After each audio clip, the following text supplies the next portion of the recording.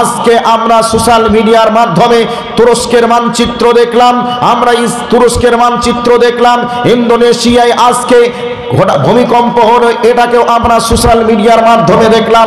দেখার পরে আমরা কি একজন মানুষ ভেবেছি তুরস্কের মাটিতে যে অন্যায় হচ্ছে সেই অন্যায় আজও আমি করছি, এই অন্যায়টা আমি আর করব না, আমি আজ থেকে আল্লাহর ঘর মসজিদে যাব, যত রকমের অন্যায় ছিল অন্যায়গুলিকে বন্ধ করব, এইরকম চিন্তা চেতনা কারো কি মনে এসেছে? একজন বুকে সাহস নিয়ে কেউ কি বলতে পারবেন? একজন কেউ কি বলতে পারবেন? জি না, তেমন কোনো মানুষ নেই।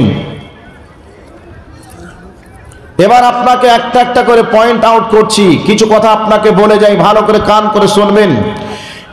আজকে যে ভূমিকম্প হলো তুরস্কের মাটিতে, সিরিয়ার মাটিতে, ইন্দোনেশিয়ার মাটিতে, পৃথিবীর সর্বপ্রথম ভূমিকম্প হয়েছিল কখন? আর সেই ভূমিকম্প হয়েছিল কোন পাপের কারণে? পৃথিবীতে সর্বপ্রথম ভূমিকম্প হয়েছিল মাদিয়ানবাসীদের উপরে। ওই মাদিয়ানবাসীদের অন্যায় ছিল তিনটা। এক নম্বর অন্যায় ছিল তারা দাঁড়িতে বিপুল পরিমাণে তারা ওজনে কম বেশি করত, এই অপরাধ তারা করেছিল। নাম্বার দুই, অন্যের সম্পদকে জোর দখল করে তারা গ্রহণ করেছিল। নাম্বার তিন, ব্যভিচারকে তারা আম মনে করেছিল, ব্যভিচারকে তারা কোনো পাপ অপরাধ মনে করেনি। এই তিনটা পাপ মাদিয়ানবাসী করেছিল। এই মাদিয়ানবাসী তিনটে পাপ করার কারণে আল্লাহ সুবহানাহু ওয়া তাআলা তাদেরকে ভূমিকম্প দিয়ে মাদিয়ানবাসীকে পৃথিবীর বুক থেকে হালাক করেছেন, ধ্বংস করেছেন। আপনাদের কাছে আমার জিজ্ঞাসা, মাদিয়ানবাসীরা যে অন্যায় করেছিল সেই অন্যায় আমরা কি বর্তমান সময়ে করছি না? আমরা কি অন্যের সম্পদকে জোর করে দখল করছি না? আমরা যারা ব্যভিচারী তারা দাঁড়িতে দেওয়ার সময় আমরা কম দিই, নেওয়ার সময় আমরা বেশি নিই। তাহলে মাদিয়ানবাসীরা যে অন্যায় করেছিল আমরাও সেই অন্যায় করছি। এরপরে ব্যভিচারকে তারা সাধারণ মনে করেছিল, কোনো পাপ তারা মনে করিনি বলেই তারা রহ তারা ব্যভিচার করত দেবালোকের সামনে। এবার আজকে দেখুন তো, আজকে এই তিনটে পাপ আমাদের বর্তমান সময়ে চলছে কি চলছে না? একটু কথা বলুন ভাই, চলছে কি চলছে না? না ভাই, আপনারা কি আমার বক্তব্য বা কথা কি বুঝতে পারছেন না, না খারাপ লাগছে? কোনটা কথা কি বোঝা যাচ্ছে? আমি কি কথা কিছু ভুলভাল কিছু বলছি, পাগল মনে করছেন আমাকে? আমি যে আপনাকে জিজ্ঞাসা করছি, এই অন্যায় তিনটে তদানীন্তন সময়ের মানুষ করেছিল, এই অন্যায়গুলি আমরা করছি হ্যাঁ কি না? চলছে তো আমাদের। তাহলে আল্লাহ এই অন্যায়ের কারণে তাদেরকে ধ্বংস করেছেন, আর এই অন্যায়টা আমরা করছি, আমাদেরকে কি আল্লাহ ধ্বংস করবেন না এমনই মনে করছেন? আল্লাহ কি আমাদেরকে শাস্তি দেবেন না এমনই মনে করছেন? জি না, অবশ্যই আমাদেরকেও আল্লাহ শাস্তি দিবেন। আল্লাহ আমাদেরকে এই অন্যায় করার জন্য দুনিয়াতে পাঠাননি, আল্লাহ পাক আমাদেরকে পাঠিয়েছেন, একটা উদ্দেশ্য আছে। ওয়ামা খালাকতুল জিন্না ওয়াল ইনসা ইল্লা লিয়াবুদুন। আল্লাহ পাক বলছেন আমি তোমাদেরকে সৃষ্টি করেছি কেবলমাত্র তোমরা আমারই ইবাদত করবে, আমি এই জন্য তোমাদেরকে সৃষ্টি করেছি। আমি আপনি মুসলমান দাবি করার পরেও আজও আমরা আল্লাহর ইবাদত করি না, আজও আমরা শিরক ত্যাগ করতে পারি না, আজও আমরা আল্লাহর ঘর মসজিদে ঢুকতে পারলাম না, আজও আমরা নবীর সুন্নাতকে গালে রাখতে পারলাম না। এরপরে আমি আপনি দাবি করব আমি হলাম মুসলমান। জি, আপনি আমি একটু নিজের বিবেকের কাছে প্রশ্ন করে দেখি, আজকে আমার আপনার অন্যায়ের মাত্রাটা কত, কিভাবে চলছে। এবার আপনাকে বলছি, ভালো করে শুনে নেন। এই পৃথিবীর মাটিতে ভূমিকম্প কখন হবে, কেন হবে, এ বিষয়ে কথাগুলি একটু বলার আগে আপনাদেরকে ওই সিরিয়ার ঘটনা, তুরস্কের ঘটনা আপনাদেরকে একটু স্মরণ করিয়ে দিই। এগুলি যদিও আপনারা সোশ্যাল মিডিয়ার মাধ্যমে দেখেছেন, কি করুণ দৃশ্য। 6-7 বছরের একটা বোন, মাত্র 1.5-2 বছরের একটা ভাই, কি 60 থেকেও একটু ছোট, পরিবারের কেউ নেই, সবাই ঘুমিয়ে গেছে, সবাই মারা গেছে। ছোট্ট বোন ছোট্ট ভাইকে দেখছে দুধের জন্য ক্ষুধার যন্ত্রণায় কান্না করছে ছোট্ট বোন। দেখেছে যখনই ভাই কাঁদতো তখনই আম্মু কোলে করে নিয়ে স্তনের দুধ পান করাতো, ভাই চুপে যেত। এই অবস্থায় ওই ছোট্ট বোন ভাইয়ের কান্না বন্ধ করার জন্য নিজের বুকের স্তনকে মুখ লাগানোর চেষ্টা করেছে, কিন্তু ছোট মানুষ, তার তো কোনো রকমের খাবার দেওয়ার এখনো কোনো সিচুয়েশন তৈরি হয়নি, কিন্তু তবু নিজের ভাইয়ের ক্ষুধার যন্ত্রণাকে বন্ধ করার জন্য এ পথ পন্থা অবলম্বন করেছে। এই দৃশ্য দেখে গোটা বিশ্ব কেঁদেছে। এইরকম দৃশ্য আমরা সোশ্যাল মিডিয়ার মাধ্যমে দেখলাম। এবার আপনাকে আর একটা ঘটনা বলছি। ছেলে দেওয়ালের মধ্যে পড়ে আছে, বাপ দেওয়ালের বাইরে। বাপকে ছেলেতে ফোন দিয়ে বলছে, আব্বু আমি ঘরের ভিতরে রয়েছি, জানি না আমি কোন জায়গায় রয়েছি, কিন্তু আমাকে বাঁচানোর আপনি ব্যবস্থা করুন। কিন্তু ছেলে বাপকে বলছে, বাপ ছেলেকে বলছে, বেটা তুমি ঘরের কোন জায়গাতে আছো, তুমি আমাকে একটু বলো। ছেলে বলছে, আব্বু আমি তো কিছুই বুঝতে পারছি না কোন জায়গায় আমি আছি আর তুমি কোথায় আছো। তবে আমার মোবাইলে চার্জ প্রায় শেষের দিকে, আমার মোবাইল কিছুক্ষণ পরেই বন্ধ হয়ে যাবে, চার্জ দেওয়ার কোনো ব্যবস্থা নেই। কিন্তু কি করুন দুর্দশা। বাপ দেওয়ালের বাইরে, ছেলে দেওয়ালের ভিতরে, কিন্তু বাপ কিচ্ছু করতে পারছে না। বাপ দেখে হতাশায় আজকে হীনমন্যতায় জীবন যাপন করছে। এই চোখের সামনে এইরকম ঘটনা ঘটে গেল, এগুলিকে আমরা দেখলাম। এরপরে আপনাকে বলছি, একটা মানুষ তিনটে ফ্ল্যাটের মালিক, তিনটে ফ্ল্যাটের মালিক, কোটি কোটি টাকা তার ইনকাম ছিল। কোটি কোটি টাকার ইনকামের মালিককে আল্লাহ সুবহানাহু ওয়া তাআলা তিনি 17 সেকেন্ডের ভূমিকম্পের মাধ্যমে তিনটে ফ্ল্যাটের কোটি কোটি টাকার মালিককে আল্লাহ সুবহানাহু ওয়া তাআলা 17 সেকেন্ড পরের সাহায্য নিয়ে রুটি খাবে। এই রুটি খাওয়ার জন্য পরের কাছে হাত পেতে চাইতে হয়েছে, আমাকে একটু খাবার দাও, খাবারটা খেয়ে আমাকে জীবন ধারণ করার মতো তোমরা একটু সুযোগ দাও। 17 সেকেন্ডে ভূমিকম্পের মাধ্যমে যদি কোটি কোটি টাকার মালিককে লোকের কাছে সাহায্য চেয়ে নিজের জীবিকা নির্বাহ করতে হয়, তাহলে আপনি একটু ভেবে দেখুন তো সেই আল্লাহর পাওয়ার কতটা রয়েছে। সেই আল্লাহ আপনাকে কি করতে পারেন না পারেন আপনি একটু নিজের বিবেকের কাছে প্রশ্ন করুন।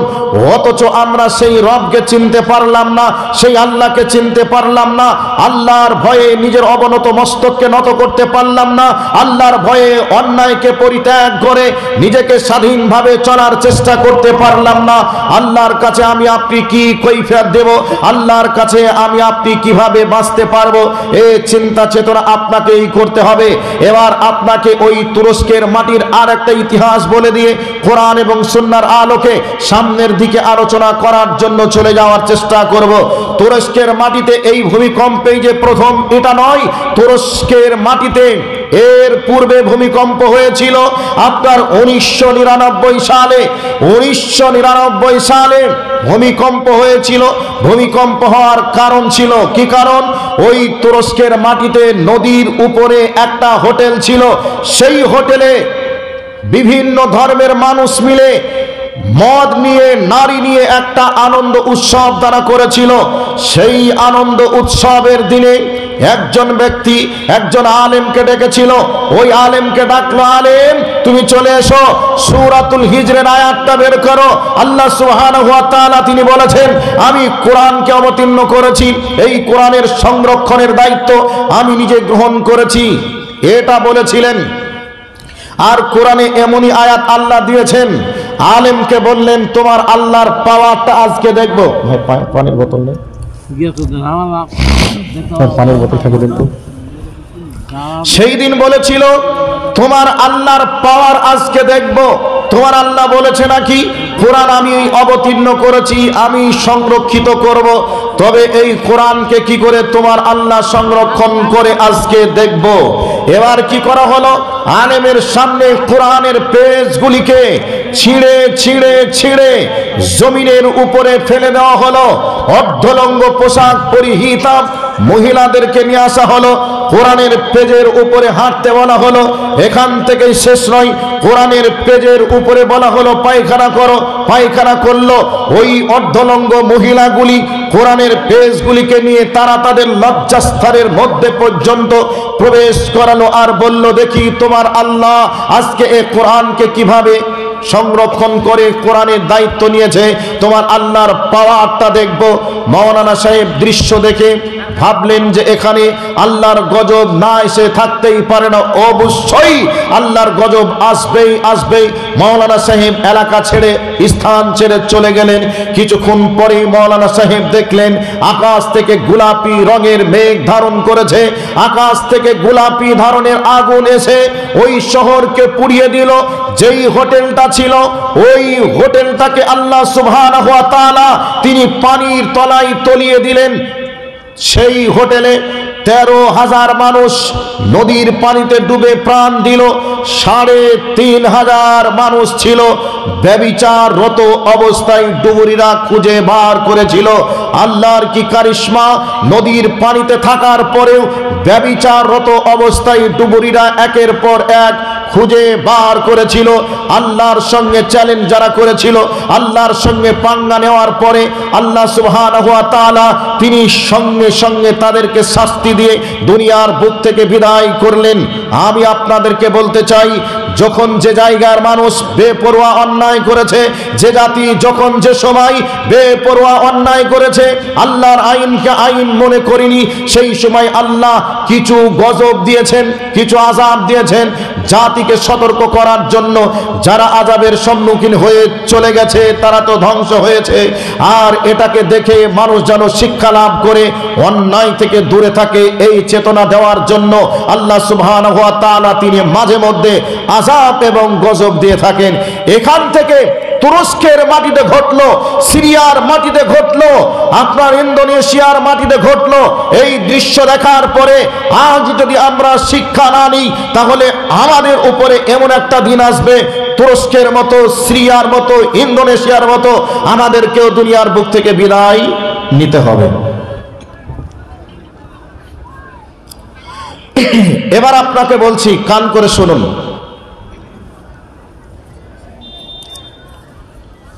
পৃথিবীতে ভূমিকম্প কখন হবে? এবার একটা হাদিস বলছি। এখানে মাদানী সাহেব বসে আছেন, অনেক আলেম ওলামাও আছেন। এবার একটা হাদিস বলছি, হাদিসটা শুনে নেন। বর্ণনাকারী হযরতে আনাস রাদিয়াল্লাহু তাআলা আনহু, রাসূলুল্লাহ সাল্লাল্লাহু আলাইহি ওয়াসাল্লাম বলছেন, লা ইয়াকুনান্না ফি হাযিহিল উম্মাহ খাসফুন ওয়া কাসফুন ওয়া মাসখুন। রাসূলুল্লাহ সাল্লাল্লাহু আলাইহি ওয়াসাল্লাম বলছেন, আমার উম্মতের উপরে ভয়াবহ 3টে বিপদ নেমে আসবে। নাম্বার 1, আমার উম্মতের উপরে ভূমিকম্প আসবে। নাম্বার 2, কোন জাতির পক্ষ থেকে বা শাসকের পক্ষ থেকে অত্যাচার জুলুম চাপিয়ে দেওয়া হবে। এবার আপনাকে বলছি, ভালো করে শুনে নেন। ভূমিকম্প এসেছে, ভূমিকম্প আমরা দেখলাম সোশ্যাল মিডিয়ার মাধ্যমে, আমরাও দেখেছি আমাদের এলাকাতেও মাঝে মধ্যে ভূমিকম্পের প্রকম্পের কারণে আমরাও হিলে গিয়েছি, এই দৃশ্যকে আমরাও দেখেছি।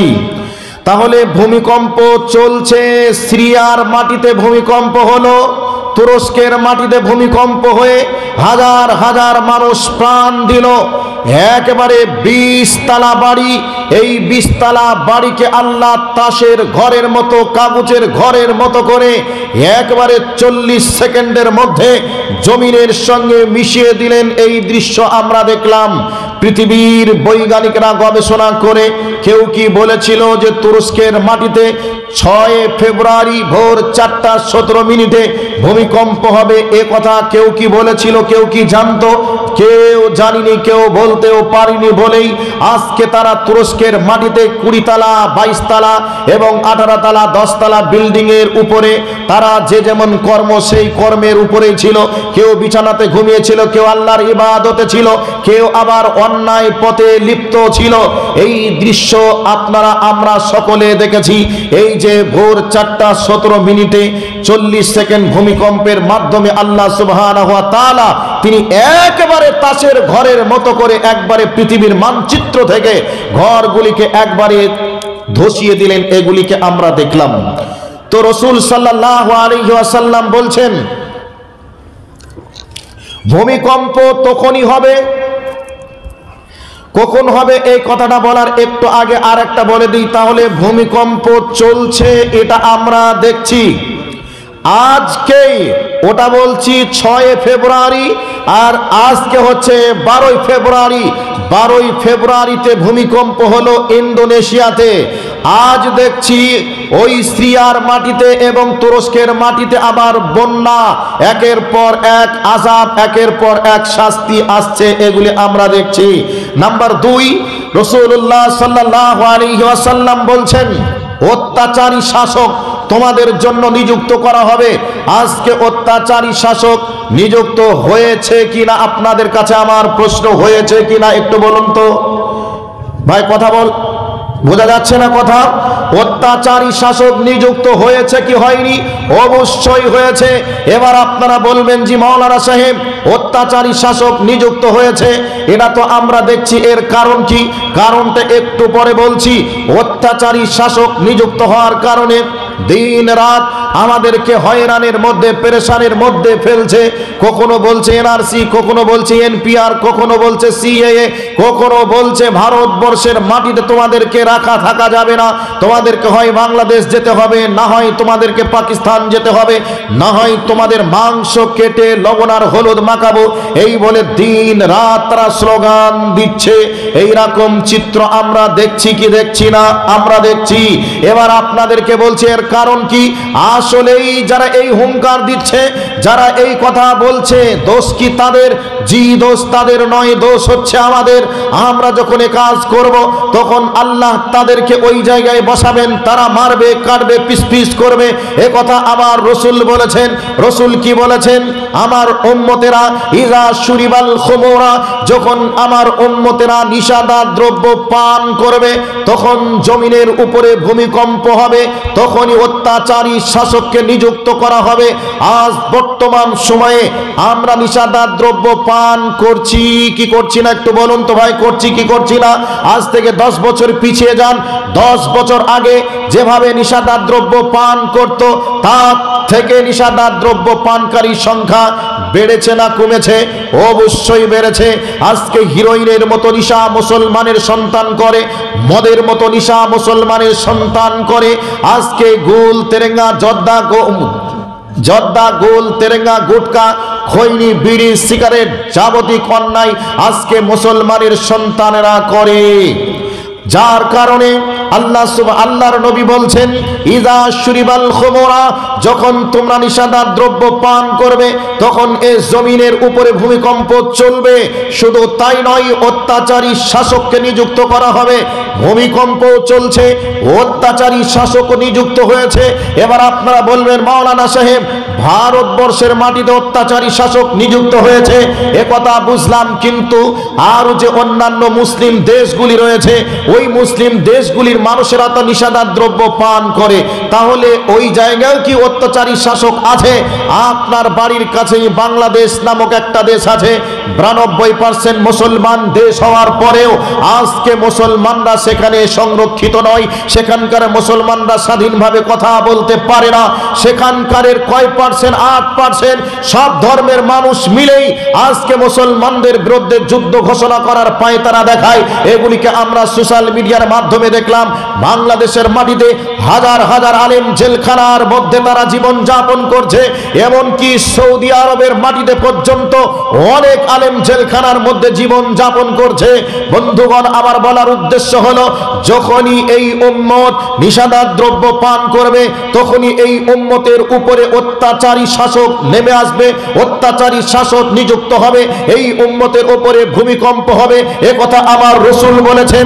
দিনের আলোর মতো পরিষ্কার হয়ে যাচ্ছে। দিনের পর দিন আমার রাসূল ১৫০০ বছর পূর্বে যেমন কথা যেভাবে বলেছেন, দিনের আলোর মতো সেই কথা বাস্তবে রূপান্তরিত। এগুলি আমরা স্বচক্ষে দেখছি। আজকে মুসলমানের সন্তান হওয়ার পরেও, আজকে বিড়ে খাই মুসলমানের সন্তান হওয়ার পরে, আজ গোল তেরেঙ্গা জর্দা গুটকা খৈনি, এর পরেও শুধু তাই নয়, মুসলমানের সন্তান হওয়ার পরে মদ পান করে, হিরোইন পান করে, গাঁজা নামক জিনিসটাও পান করে। এগুলিকে খেয়ে আবার সমাজের বুকে দাপট দেখে তারা চলে। আসলে তারা এগুলিকে অন্যায় বলে অন্যায় মনেই করে না।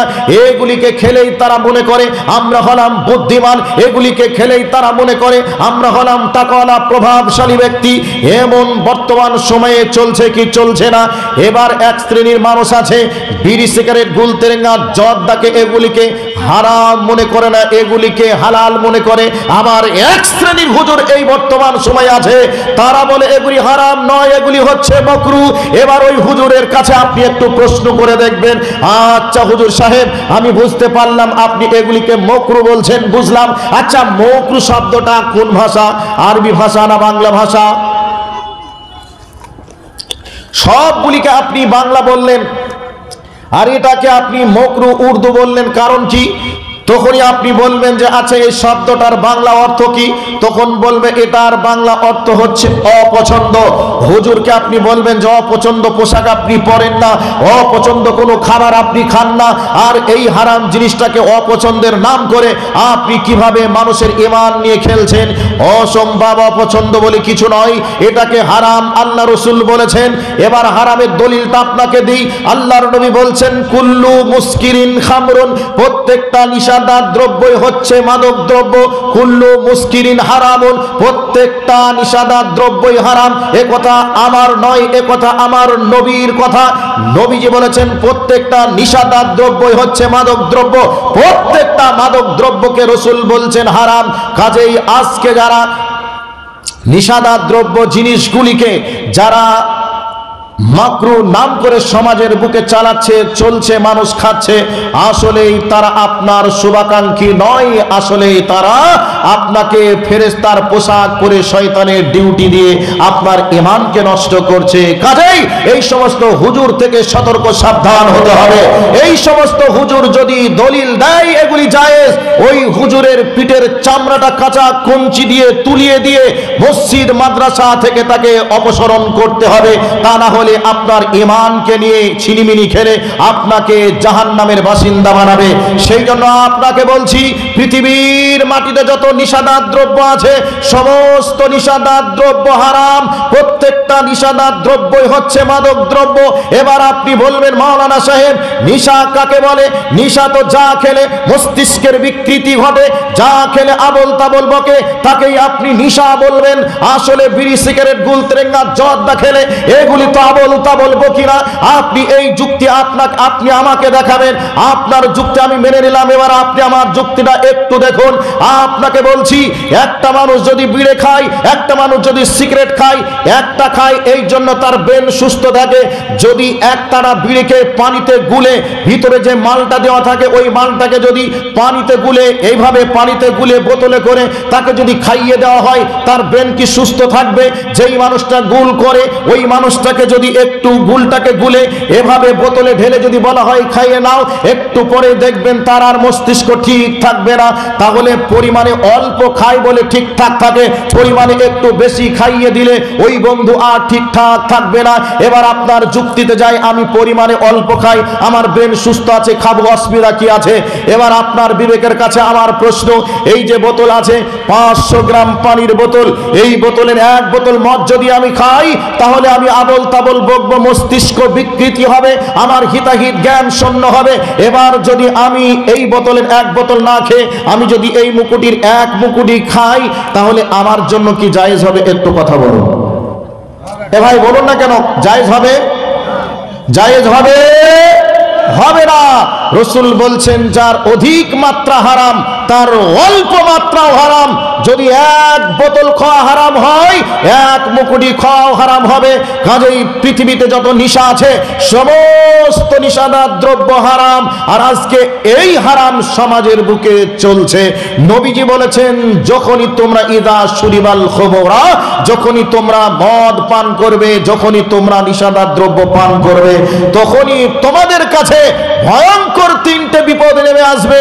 তার একটা হচ্ছে তোমাদের উপরে ভূমিকম্প নামক আযাব দিয়ে দুনিয়ার বুক থেকে বিদায় করা হবে।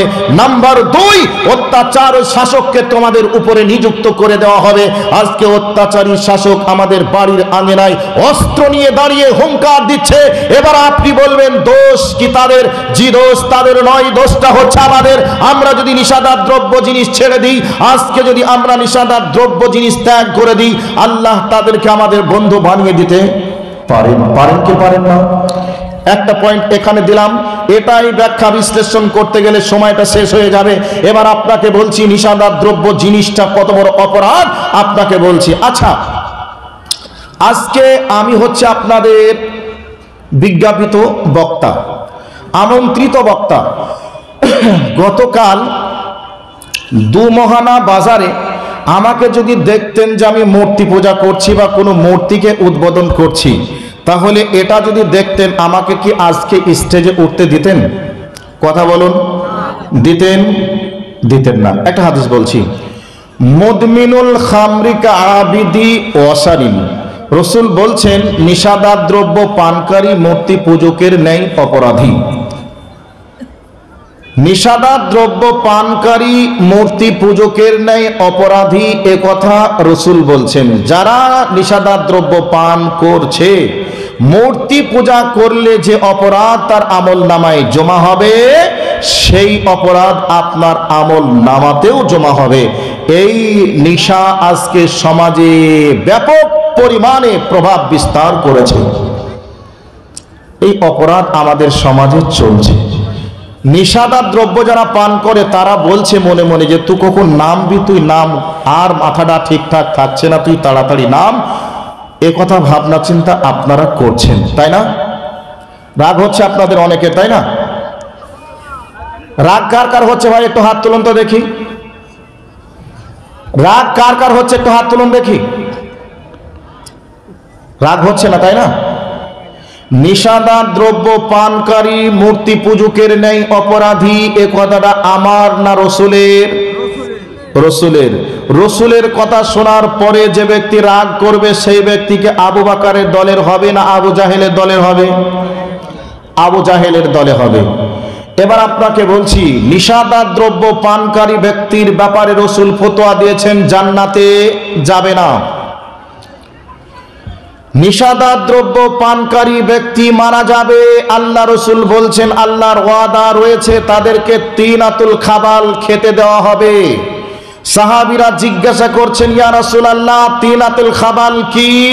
রসুল বলছেন জাহান্নামীদের শরীর থেকে রক্ত মিশ্রিত গলিত পোঁজ তাদেরকে খেতে দেওয়া হবে। আপনার বিবেকের কাছে আমার প্রশ্ন, রক্ত মিশ্রিত গলিত পুঁজ যদি প্লেটে করে রেখে দেওয়া হয়, আর খাসির মাংস, দেশি মুরগির মাংস বিরিয়ানি করে যদি আপনাকে খেতে দেওয়া হয়, আর প্লেটটা যদি পাশে রেখে দেওয়া হয়, আপনি কি ওই বিরিয়ানি খেতে পারবেন? কথা বলুন, পারবেন? পারবেন না। খেতে পারবেন না, কিন্তু পরকালে আপনাকে খেতে হবে, এটা বাধ্য। যদি আপনি বলেন খেতে পারবো না, তাহলে আজ থেকে নিষাদার দ্রব্য রসুল হারাম করেছেন, আজ থেকে হারাম হিসাবে ত্যাগ করুন। আর যদি ত্যাগ না করেন আপনাকে খেতেই হবে, খেতেই হবে, খেতেই হবে, বাঁচার কোনো পথ নেই। এরপরে আপনি জান্নাতে যাবেন না, এ কথাই সত্য। এরপরেও অনেক মানুষ আছে নামাজ পড়তে আসার আগে গুল নিয়ে একটু দাঁত মাজে, একটা বিড়ি খাওয়ার পরে মুখ কুলি করে ধুয়ে নামাজ পড়তে আসে। আরে পাগল, তোমার নামাজ আল্লাহর দরবারে কবুল হবে না। তবে যারা নিষাদার দ্রব্য পান করছেন তারা বলবেন তাহলে আজ থেকে নামাজ ছেড়ে দিব। জি না, আপনাকে নামাজ ছেড়ে দিতে আমি বলছি না, কিন্তু আপনি নামাজ পড়বেন, নামাজের নেকি যদি আপনার আমল নামায় জমা না হয়, তাহলে আপনার নামাজ পড়ে কি কোনো লাভ হবে? সেই জন্য আপনি নিষাদার দ্রব্য ত্যাগ করুন, আপনার নামাজ আল্লাহর দরবারে কবুল হবে, আপনি জান্নাতে যাবেন, আপনাদের কাছ থেকে অনেক বালা মুসিবত দূর হবে, এ কথাই সত্য। এরপরে এই হাদিসের আর একটা অংশ বলে দিই। রসুল বলেছেন ওয়াত্তাখিদুল কায়নাত, রসুল বলেছেন যখন তোমরা নায়ক নায়িকা নিয়ে তোমরা যখন মগ্ন হবে, মত্ত হবে, ব্যস্ত হবে, তখন তোমাদের উপরে ভূমিকম্প আসবে, অত্যাচারী শাসক নিযুক্ত হবে। আজ আমরা নায়ক নায়িকা নিয়ে আমরা ব্যস্ত হয়েছি কিনা একটু বলুন। শেষ হয়ে গেছে, আর 5 মিনিট বলে নিই একটু, তারপরে তো ওয়াত্তাখিদুল কায়নাত, এই জিনিসটা কিভাবে প্রভাব বিস্তার করেছে। রাজনৈতিক দলের কোন নেতা নেত্রী আসছে, ওই রাজনৈতিক দলের নেতা নেত্রীদেরকে সম্মাননা জানানোর জন্য সুন্দরী মেয়েদেরকে দিয়ে তাদেরকে সম্মাননা জানানো হয়, হয় কি হয় না? হয়। তারপরে আজ থেকে 20 বছর আগে পিছিয়ে যান, যখন কোনো বিবাহ অনুষ্ঠান হতো তখন টিভি সিডি ভাড়া করে নিয়ে আসা হতো, বলতাম ভিডিও। ভিডিও যুগ পার হলো, চলে আসলো টিভি প্রত্যেকটা বাড়িতে বাড়িতে। এখন প্রত্যেকটা মানুষের হাতে হাতে মোবাইলের মাধ্যমে আমরা অশ্লীল ছবি, নায়ক নায়িকাদেরকে দেখি, দেখার পরে তাদের মডেলকে আমরা ফলো করি। অনেক যুবক তাদের মাথার চুলগুলিকে এমনভাবে কাটে, কেটে নায়কদের অনুকরণ করতে গিয়ে মাথার চুলগুলিকে কেটে জুতা মোচার ব্রাশ করে মাথার উপরে ঝুলিয়ে রাখে, এগুলিকেও আমরা দেখছি। দেখছি কি দেখছি না? দেখছি। রসুল বলেছেন ওয়াত্তাখিদুল কায়নাত, তোমরা যখন নায়ক নায়িকাদেরকে নিয়ে মগ্ন হবে, আজকে নায়ক নায়িকা নিয়ে মগ্ন হয়েছি বলেই আজকে ইংলিশ মিডিয়ামে স্কুলে বাচ্চা ছেলে মেয়েদেরকে ভর্তি করছি। ওই বাচ্চা ছেলে মেয়েদেরকে ফুলের মতো কচি বাচ্চাগুলি স্কুলে ভর্তি হওয়ার পরে নায়ক নায়িকাদের নাচ গানকে নকল করিয়ে বাচ্চাদেরকে নাচের ট্রেনিং, গানের ট্রেনিং, ড্যান্সের ট্রেনিং দেওয়া হয় কি হয় না? হয়। রসুল বলছেন যখন তোমরা নায়ক নায়িকাদের নিয়ে ব্যস্ত হয়ে পড়বে তখন তোমাদের উপরে ভূমিকম্প আসবে আর তোমাদের উপরে অত্যাচারী শাসককে নিযুক্ত করা হবে। তারপরে রসুল বলেছেন তোমরা যখন বাদ্য যন্ত্র নিয়ে তোমরা ব্যস্ত হয়ে পড়বে তখন তোমরা দেখে নিবে তোমাদের উপরে বিপদ নেমে আসবে। আজকে বাদ্য যন্ত্রের অন্যতম যন্ত্র হচ্ছে একটা মোবাইল নামক যন্ত্র। প্রত্যেকটা মানুষ আজকে মোবাইল নামক যন্ত্র নিয়ে ব্যস্ত হয়েছে। মোবাইলে রিচার্জ করাই লাগবে, মোবাইলে রিচার্জ করে চলছে না, মোবাইলে আজকে নেট মারতেই হবে। সারাটা দিন আজকে আমরা এই বাদ্যযন্ত্র নিয়ে ব্যস্ত। আজকে আমার ইচ্ছা ছিল চলে যাব রায়গঞ্জ বাজারে, রায়গঞ্জ চলে গেলাম, পকেট থেকে টাকা নেই, নিয়ে যেতে খেয়াল নেই, কিন্তু সেখানে টাকা কাউকে নিয়ে ম্যানেজ করে নিয়ে আমার প্রয়োজন পূরণ হতে পারে। কিন্তু দেখা যাচ্ছে আমার কাছে যদি মোবাইলটা না থাকে মনে হচ্ছে যেন আমার শরীরের কোনো একটা অঙ্গই আমার কাছে নেই। এইরকম পরিস্থিতি আমাদের তৈরি হয়েছে। আমরা বাদ্যযন্ত্রের প্রতি কতটা আসক্ত হয়েছি আমরা নিজেরা নিজেদের দিকে যদি একটু গবেষণা করি আমরা নিজেরাই বুঝতে পারবো কি পারবো না। এবার আপনাদেরকে লাস্ট একটা হাদিস শুনিয়ে দিচ্ছি। আল্লাহর নবী সাল্লাল্লাহু আলাইহি ওয়াসাল্লাম বলছেন বাইনা ইয়াদাই সাদ, রাসূল বলছেন কিয়ামতের একটা উন্নত মানের আলামত হচ্ছে মৌতানুন শাদীদ। রাসূল বলছেন মৌতানুন শাদীদ, ভয়াবহ একটা মহামারী আসবে, মহামারী ভয়াবহ একটা আসবে। একথা রাসূল 1400 বছর 1500 বছর পূর্বে বলেছেন। আমরা মহামারীকে 1 বছর 2 বছর আগে অতিক্রম করলাম। এই মহামারী এমন একটি মহামারী গোটা পৃথিবীর বেগ করে দাঁড় করিয়ে রেখেছিল। ছেলের করোনা হয়েছে, মা ছেলের কাছে যায়নি, স্বামীর করোনা হয়েছে, স্ত্রী স্বামীর কাছে যায়নি, স্বামী স্ত্রীর কাছে যায়নি, বহু মানুষকে গোসল না দিয়ে দাফন করে দেওয়া হয়েছে। এই দৃশ্যগুলিকে আমরা সোশ্যাল মিডিয়ার মাধ্যমে এবং আমরা সরাসরি এগুলিকে আমরা দেখেছি। রাসূল বলেছেন মৌতানুন শাদীদ, একটা ভয়াবহ ভূমিকম্প আসবে। ওয়াবাদা, আল্লাহ রাসূল সাল্লাল্লাহু আলাইহি ওয়াসাল্লাম বলছেন সানাওয়াতুন জালাজিল, এরপরে আসবে ভূমিকম্পর বছর। তাহলে আমাদের কাছ থেকে বিদায় নিয়েছে মৌতানুন শাদীদ, ভয়ঙ্কর মহামারী। ভয়ঙ্কর মহামারীর পরে রাসূল বলছেন তোমাদের কাছে আসবে সানাওয়াতুজ জালাজিল, ভূমিকম্পের বছর। ভূমিকম্প, আজকে ভূমিকম্প শুরু হয়েছে, একেবারে সিরিজ ভূমিকম্প হবে। কেবলমাত্র ওই তুরস্কের মাটিতে, সিরিয়ার মাটিতে এবং ইন্দোনেশিয়ার মাটিতে দেখা দিয়েছে। বিজ্ঞানীরা গবেষণা করে বলছে পৃথিবীর বিভিন্ন জায়গায় ভূমিকম্প হবে। কোন কোন জায়গায়, সেই জায়গাগুলির নাম উল্লেখ করতেও তারা শুরু করেছে। বন্ধু আমার বলার উদ্দেশ্য হলো, আমাদের কাছে রসুল যেভাবে পৌঁছে দিয়েছেন হাদিস এবং কোরআন, একের পর এক যেগুলি হবে বলেছেন সেগুলিকে আমরা দেখছি। এর পরেও যেগুলিকে বাকি আছে হবে বলেছেন সেগুলি হবে। রসুল যে কথাগুলি বলেছেন একটা কথাও বাদ থাকবে না, সেটা হবেই হবে। সেই জন্য আপনাকে বলছি সতর্ক সাবধান। যেই অন্যায় করার কারণে আজকে পৃথিবীর বুকে বালা মুসিবত আসবে, এই অন্যায়গুলি থেকে আমাকে আপনাকে বেঁচে থাকতে হবে।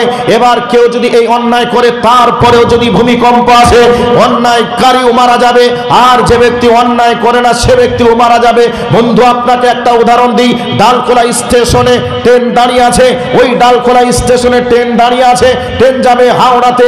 দেখবেন একটা মানুষকে ফাঁসি দেওয়া হবে, পুলিশ হাতে হ্যান্ডকাপ লাগিয়ে দাঁড় করে রেখেছে। ওই ব্যক্তিও ট্রেনে চেপে হাওড়া যাবে। আমাদের মাদনী সাহেব উনিও কলকাতা যাবেন, উনি ওই ট্রেনে দাঁড়িয়ে আছেন। আমি বক্তা, আমি ওই ট্রেনে চড়ে যাব, আমি কলকাতা নেমে বক্তব্য রাখার জন্য অন্য কোনো জায়গায় যাব। মাদনী সাহেব চলে যাবেন মেটিয়া বুরুজে কোনো একটা কর্ম করতে, আর যে ব্যক্তি জেলখানায় ফাঁসি দেওয়ার জন্য হ্যান্ডকাপ দিয়ে দাঁড় করে রেখেছিল ওই ব্যক্তি ওখানে দাঁড়িয়ে থাকবে, ওকে আলিপুর সেন্ট্রাল জেলখানা নিয়ে গিয়ে ফাঁসি দেওয়া হবে। তাহলে প্যাসেঞ্জার একটা হাওড়াতে নেমে যাওয়ার পরে রুট আলাদা আলাদা আলাদা আলাদা। ঠিক গজব যখন আসবে, এই গজবে আমিও যাব, আপনিও যাবে, জালেম যাবে, চোর যাবে, ডাকাতে যাবে, পরেশগার যাবে। যাওয়ার পরে তার রুট আলাদা হবে। বেঈমান জাহান্নামে যাবে, ইমানদার জান্নাতে যাবে। সেই জন্য সতর্ক সাবধানের জন্য আপনাদেরকে বলতে চাচ্ছিলাম, এই পৃথিবীতে যত অন্যায় করতে নিষেধ রসুল করেছেন, অন্যায়ের দরজাগুলিকে বন্ধ করতে হবে। অন্যায়ের দরজা বন্ধ না করে যদি আমি আপনি শেষ নিঃশ্বাস ত্যাগ করি, আমাকে আপনাকে দুনিয়ার বুক থেকে বিদায় নেওয়ার পরে ভয়াবহ শাস্তির সম্মুখীন হতে হবে। এই জন্য আল্লাহ সুবহানাহু ওয়া তাআলা তিনি বলছেন, ইয়া আইয়ুহান নাসু তাকু রাব্বাকুম ইন্না জালজালাতিস সাআতি শাইউন আযীম। আল্লাহ পাক বলছেন, হে পৃথিবীর মানব মণ্ডলী, তোমরা সেই রবকে ভয় করো যেই রব প্রবল একটা ঝাঁকুনির বিনিময়ে এই পৃথিবীকে লণ্ডভণ্ড করবেন। আল্লাহ সুবহানাহু ওয়া তাআলা বলছেন, ওয়া তাকুনুল জিবালু কালহিনিল মানফুস। সেই দিনে আল্লাহ সুবহানাহু ওয়া তাআলা এই লক্ষ কোটি মন ওজনের পাহাড়গুলিকে ধ্বনিত তোলার মতো করে উড়িয়ে দিবেন, ধ্বনিত তোলার মতো করে উড়িয়ে দিবেন কিয়ামতের দিনে। আজকে দেখলাম তুরস্কের মাটিতে কিভাবে উড়লো, কিভাবে বিল্ডিং গুলি সেকেন্ডের মধ্যে ধ্বংসলীলায় লীলায়িত হলো, এগুলিকে তো আমরা দেখলাম। তবে যেই ভূমিকম্পে আল্লাহ পৃথিবীকে ধ্বংস করবেন, সেই ভূমিকম্পে কেমন করে উড়বে তার একটু নমুনা নিদর্শন আমরা কিছু হলেও দেখতে পারলাম। পারলাম কি পারলাম না? আল্লাহ পাক বলেন, ইজা জুলজিলাতিল আরজু জিলজালাহা। যখন ভূমিকম্প হবে, এই জমিনের ভিতরে যা কিছু থাকবে সব কিছু বার করে দেবে। অন্যায়কারী, আত্মসাৎকারী তখন বলবে, আমি অন্যায় করে এ সম্পদ তো আমি নিয়েছিলাম, এই তো সেই সম্পদ যেই সম্পদের জন্য ভাইকে আমি হত্যা করেছিলাম, এক অপরের সম্পদকে আমি লুটপাট করেছিলাম, এই তো সেই সোনা যেই সোনা আমি ডাকাতি করে নিয়ে এসেছিলাম। এইভাবে মানুষ বলবে, ওয়া আখরাজাতিল আরদু আসকালাহা। জমিনের ভিতরকার সম্পদগুলিকে জমিন বার করে দেবে। অনেক কোরআনের আয়াত রয়েছে। এবার আপনাকে বলছি, একটা আয়াত দিয়ে বক্তব্যের বিষয়কে শেষ করে দেওয়ার চেষ্টা করি। এবার একটা আয়াত বলে দিচ্ছি, শুনে নেন। আল্লাহ সুবহানাহু ওয়া তাআলা তিনি বলছেন, বিসমিল্লাহির রহমানির রহিম, কুল্লু মান আলাইহা ফান وَيَبْقَى وَجْهُ رَبِّكَ ذُو الْجَلَالِ وَالْإِكْرَامِ। আল্লাহ রাব্বুল আলামিন বলেন, কুল্লু মান আলাইহা ফান। জমিনে যা কিছু আছে সব ফানা হয়ে যাবে, ধূলিসাৎ হয়ে যাবে, জমিন স্তব্ধ হয়ে যাবে। মালাকাল মাউত কে আল্লাহ রাব্বুল আলামিন বলবেন, মালাকাল মাউত, তুমি জমিনে একবার ভ্রমণ করে দেখে এসো, আমার চোখে ফাঁকি দিয়ে কেউ কোথায় বসবাস করে কিনা দেখে এসো। মালাকাল মাউত বলবেন, রব্বুল আলামিন তোমার চোখে কে কোথায় ফাঁকি দিয়ে বসবাস করছে না করছে তুমি ভালো জানো। আল্লাহ রাব্বুল আলামিন বলবেন, যাও তুমি একবার দেখে এসো। মালাকাল মাউত জমিনে ভ্রমণ করে দেখবেন, পৃথিবীতে মানুষ তো দূরের কথা, একটা পিঁপড়ি পর্যন্ত নেই, সব শেষ হয়ে গেছে। মালাকাল মাউতকে আল্লাহ রাব্বুল আলামিন বলবেন, আসমান ভ্রমণ করো। আসমান ভ্রমণ করবেন, 4 জন ফেরেশতা আছেন আর রব আছেন। মালাকাল মাউতকে বলবেন, 3 জন ফেরেশতা রূহকে কবজ করে নিয়ে এসো, রূহ কবজ হয়ে যাবে। এবার আসমান এবং জমিনের মাঝে কেবল মাত্র সম্মানিত রব আর মালাকাল মাউত। মালাকাল মাউতকে আল্লাহ রাব্বুল আলামিন বলবেন, মউত ইয়া মালাকাল মাউত, হে মালাকাল মাউত তুমি মরে যাও, মরে যাও, মরে যাও। মালাকাল মাউত মরে যাবে, আর আসমান এবং জমিনের মাঝে কেউ নেই, কেবল মাত্র সম্মানিত রব। ওয়া ইয়াবকা ওয়াজহু রাব্বিকা যুল জালালি ওয়াল ইকরাম। আল্লাহ রাব্বুল আলামিন কুরআনুল কারীমের মধ্যে বলছেন, হুয়াল আউয়ালু ওয়াল আখিরু ওয়াল যাহিরু ওয়াল বাতিনু ওয়া হুয়া বিকুল্লি শাইইন আলীম। আল্লাহ পাক বলেন, আমি প্রথম, আমি শেষ, আমি প্রকাশ্য, আমি গোপন, আমি হলাম সর্বশক্তিমান আল্লাহ। আল্লাহ ছিলেন, আল্লাহ আছেন, আল্লাহ থাকবেন। আমরা ছিলাম না, আমরা কিছুদিন পরেও থাকবো না, বর্তমানে আছি। আল্লাহ রাব্বুল আলামিন বলেন, পৃথিবীর যা কিছু থাকবে সব একদিন ফানা হয়ে যাবে, ধূলিসাৎ হয়ে যাবে, কোনো কিচ্ছু থাকবে না, কেবলমাত্র আমি রব্বুল আলামিন থাকবো। তাহলে আসমান স্তব্ধ হয়ে যাবে, জমিন স্তব্ধ হয়ে যাবে। এই তো অবস্থায় আল্লাহ রব্বুল আলামিন এক হাতে আসমানকে ধরবেন আর এক হাত জমিনকে ধরবেন, ধরার পরে বলবেন, লিমানিল মুলকুল ইয়াউম, আজকে বলো তো, আজকে এই রাজত্বটা কার হাতে? আল্লাহ রাব্বুল আলামিন বলেন, তাবারাকাল্লাযী বিয়াদিহিল মুলকু ওয়া হুয়া আলা কুল্লি শাইইন কাদির। যিনি সর্বশক্তিমান, তিনার হাতেই হচ্ছে বাদশাহী, তিনার হাতেই হচ্ছে রাজত্ব। সর্বশক্তিমান কে? আল্লাহ। সেই আল্লাহর হাতেই হচ্ছে রাজত্ব। সে আল্লাহ পাক জমিনকে সম্বোধন করে বলবেন, ইয়া দুনিয়া লিমানিল মুলকুল ইয়াউম, দুনিয়া তুমি বলো আজকে এই রাজত্বটা কার হাতে? ইয়া দুনিয়া আইনা জিবালুকি, দুনিয়া তুমি বলো আজকে সেই লক্ষ কোটি মনের ওজনের পাহাড়গুলি কোথায়? আইনা আনহারুকি, বলো আজকে সমুদ্রগুলি কোথায়?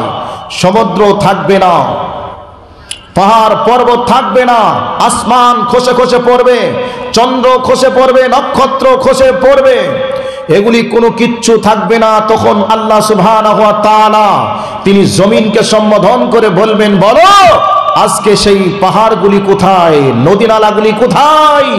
এই কথা বলতে বলতে আল্লাহ পাক বলবেন, আইনাল জাব্বারুন আইনাল মুতাকাব্বারুন, আল্লাহ পাক বলবেন, অহংকারীরা কোথায়, স্বেচ্ছাচারীরা কোথায়, যাদের মুখের ভাষার দাপটে মানুষ স্বাধীনভাবে কথা বলতে পারত না, যাদের রাজনৈতিক ক্ষমতার পাওয়ারের বলে যারা সমাজের মানুষকে দাপট দেখিয়ে চলতো, তাদের সামনে কথা বলতে পারত না।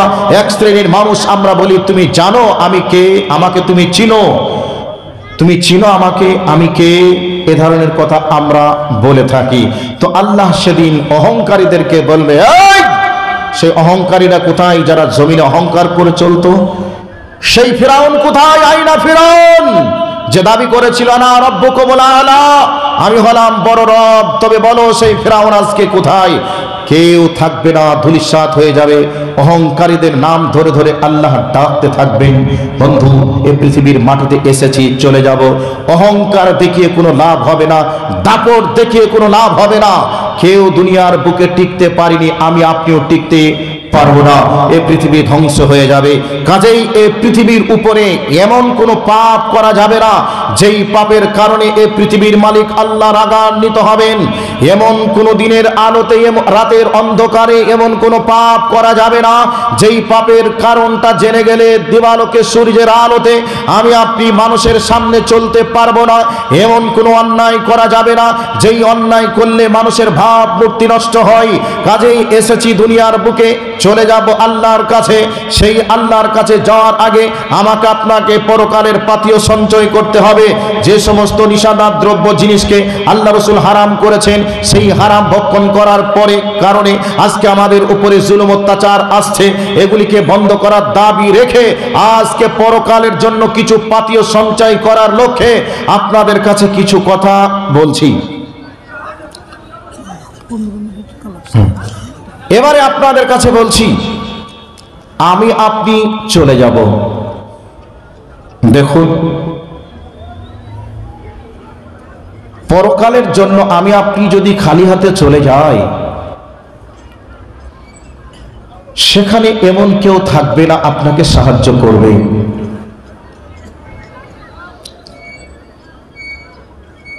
ভাই, কালেকশনের পর্ব আসতে না আসতে কিছু মানুষ উঠতে লাগলো। আমি আপনাদের কাছে বেশি কথা বলার চেষ্টা করব না।